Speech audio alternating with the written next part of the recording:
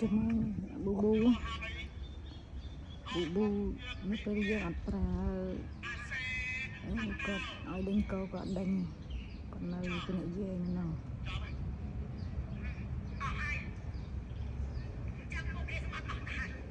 cuma câu máu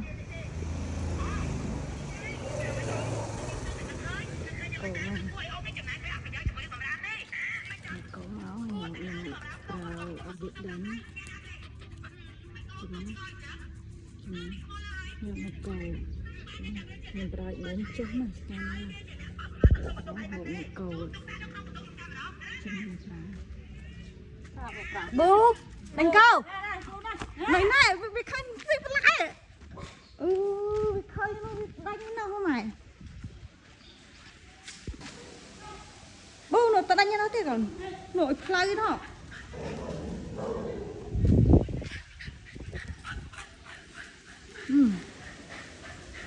cô cho ăn bay chơi là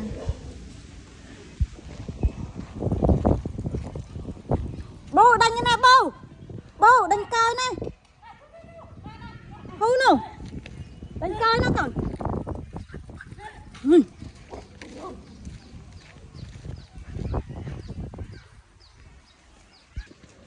cho tiếp anh bố cho khăn không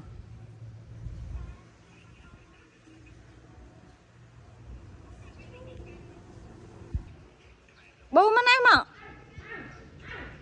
bố mà này mà con pro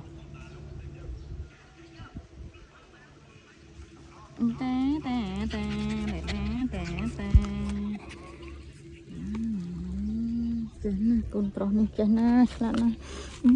một này cái này cho má còn cho má cho bố cho má còn cho ôi trời ơi cái này bye bye.